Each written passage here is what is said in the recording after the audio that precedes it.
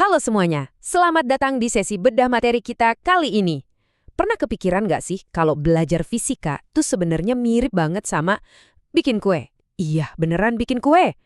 Buat banyak orang, denger kata fisika aja udah bikin merinding duluan. Rasanya kayak ngadepin buku tebal berdebu yang isinya rumus alien semua. Tapi, coba kita ubah sudut pandangnya. Kalau kalian mau bikin kue, kalian kan butuh bahan-bahan dasar, butuh resep atau langkah-langkah yang harus diikuti, dan pastinya butuh rasa ingin tahu dari si pembuat kuenya kan? Nah, fisika tuh persis kayak gitu. Hari ini kita bakal ngebongkar konsep dasar fisika, mulai dari apa sih hakikatnya, sampai gimana cara kita ngukur alam semesta ini, dengan cara yang semenyenangkan bikin kue di dapur.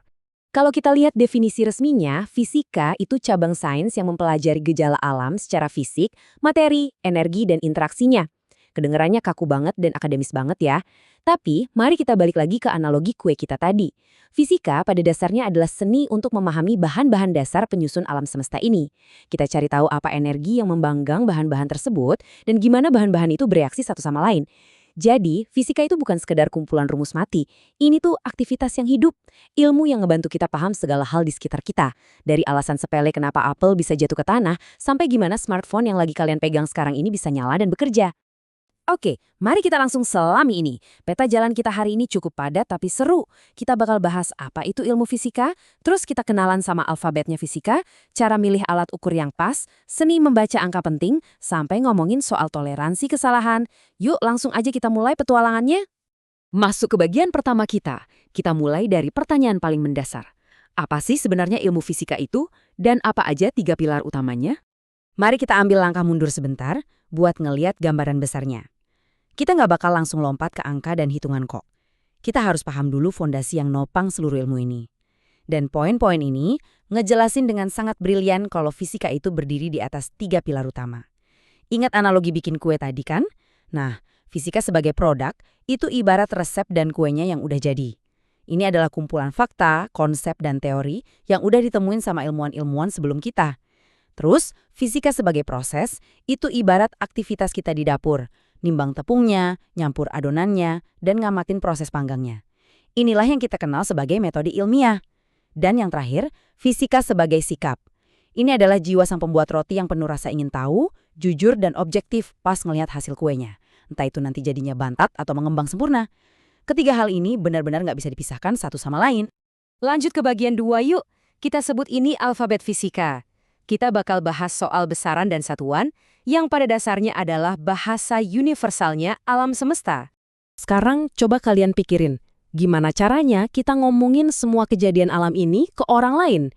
Gimana seorang ilmuwan di Indonesia bisa berbagi resep alam semestanya ke ilmuwan yang ada di Kutub Utara? Jelas kita butuh sebuah bahasa yang universal. Sama kayak bahasa yang punya huruf, fisika juga punya yang namanya besaran. Besaran pokok kayak panjang, massa, dan waktu itu ibarat huruf-huruf alfabet dasar kita. ABC-nya fisika lah.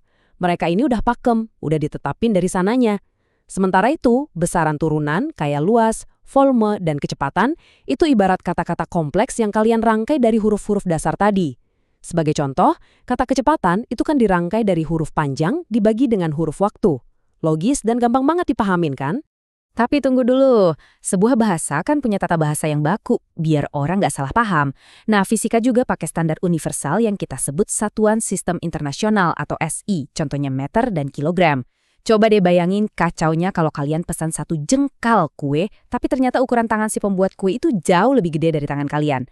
Pasti beda jauh hasilnya. Makanya Satuan SI ini mastiin kalau ukuran kita dipahami secara identik sama persis di seluruh belahan bumi. Terus ada juga yang namanya dimensi. Ini tuh semacam susunan simbol, ibarat struktur DNA dari sebuah besaran. Kayak kecepatan yang punya dimensi panjang dibagi waktu, atau L dikali T pangkat minus 1. Masuk ke bagian ketiga. Sekarang kita ngomongin soal memilih alat ukur yang tepat, atau sering saya sebut sebagai lensa zoomnya fisika. Oke, tata bahasa udah kita kuasai. Sekarang saatnya kita praktek ke pengamatan langsung. Bayangin kalian tuh seorang fotografer profesional. Kalian pasti tahu kan, nggak mungkin pakai lensa wide angle cuma buat motret pori-pori kulit dari jarak jauh. Pasti blur. Nah, di fisika juga gitu. Kita nggak bakal pakai penggaris kayu sekolahan buat ngukur ketebalan sehelai rambut. Nggak bakal dapat ukurannya. Mari kita lihat lensa-lensa apa aja yang kita punya di lab. Mistar atau penggaris biasa itu lensa standar kita. Cukup oke buat ngukur panjang meja dengan ketelitian 1 mm. Kalau butuh yang lebih detail, kita ganti lensa ke jangka sorong. Alat ini tuh kayak optical zoom yang bisa masuk ke celah kecil, misalnya buat ngukur diameter dalam sebuah botol, dengan ketelitian sampai 0,1 mm. Dan terakhir, kalau kita butuh masuk ke mode makro ekstrim, kita keluarin deh mikrometer sekrup. Andalan kita buat ngukur hal-hal yang tipisnya minta ampun kayak kertas. Nah, ada satu hal yang benar-benar luar biasa dari slide ini. Coba lihat angka ketelitian si mikrometer skrup itu. 0,01 mm. Seberapa tipis sih itu? Jawabannya, mikroskopis banget. Bayangin aja, sehelai rambut manusia, kalian bagi lagi jadi puluhan bagian yang sama besar. Mengukur di skala sekecil ini tuh nuntut tingkat kehati-hatian yang luar biasa, dan sejujurnya bikin kita sadar betapa canggih dan detailnya alat yang udah diciptakan umat manusia cuma buat memahami materi di sekitar kita. Tapi, hey, tenang dulu, jangan panik. Ngebaca alat yang super presisi ini nggak butuh gelar profesor kok. Mari kita lihat gimana caranya ini bekerja. Beneran, cuma ada 3 langkah anti gagal di sini. Pertama, kalian tinggal baca aja angka di skala utama yang posisinya diam, anggap aja ini kayak uang lembaran ribuan kalian. Kedua, kalian baca angka yang garisnya berhimpitan di skala nonius atau skala putar, terus kalikan sama ketelitian alatnya. Nah, ini ibarat uang recehan koinnya. Terus langkah terakhir, ya tinggal jumlahin aja uang ribuan sama recehannya. Secara historis, banyak banget siswa yang udah stres duluan lihat garis-garis ruwet di jangka sorong. Padahal kalau dipikir-pikir, prinsip dasarnya tuh cuma sekedar penjumlahan anak SD. Lanjut ke bagian 4, yaitu seni membaca angka penting. Karena ingat, di dunia fisika setiap angka itu punya makna. Nggak ada yang numpang lewat doang.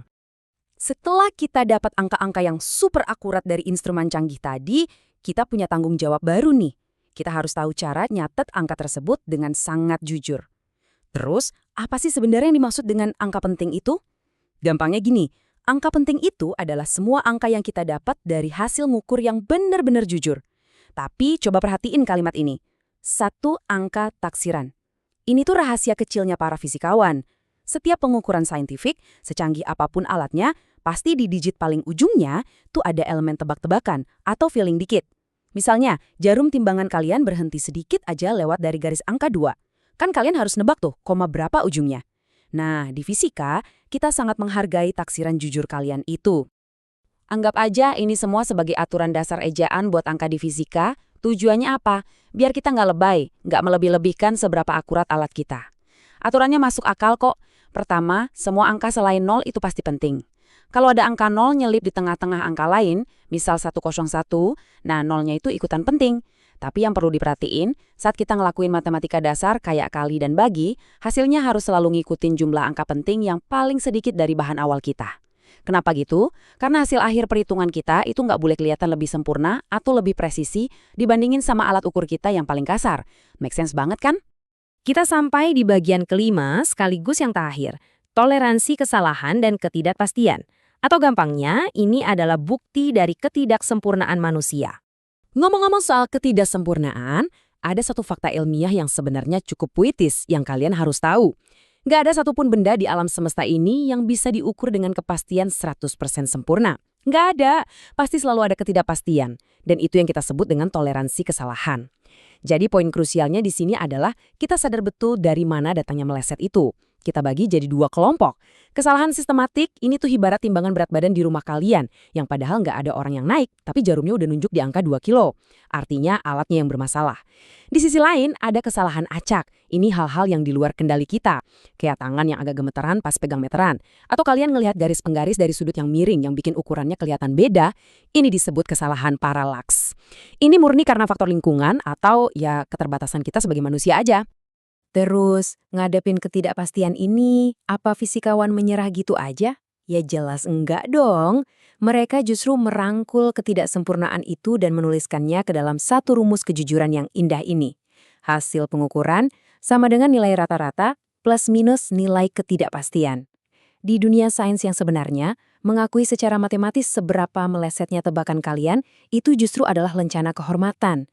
Kalian seolah bilang, saya yakin panjang meja ini 100 cm, tapi ya lebih atau kurangnya sekitar 0,1 cm lah. Itu nunjukin kalau kalian benar-benar paham gimana alat kalian bekerja dan paham batas kemampuan diri kalian. Nah, ini bawa kita ke penghujung sesi bedah materi kita hari ini. Fisika lengkap dengan semua besaran, alat ukur super canggih, dan aturan-aturan ketatnya, pada akhirnya ngajarin kita satu hal penting, kejujuran dalam melihat alam semesta. Sekarang, ada satu pertanyaan buat kalian renungkan. Kalau alat yang dibikin puluhan tahun oleh manusia aja nggak ada yang ukurannya 100% sempurna, lantas seberapa akurat pengamatan kalian terhadap dunia dan orang-orang di sekitar kalian hari ini? Jangan pernah merasa terintimidasi sama angka-angka di sains ya, karena fisika itu sebenarnya cuma alat buat kita supaya bisa lebih dekat, lebih detail, dan lebih jujur dalam merangkul alam semesta. Teruslah bereksperimen, teruslah mencoba resep-resep alam, dan sampai jumpa di bedah materi kita yang berikutnya.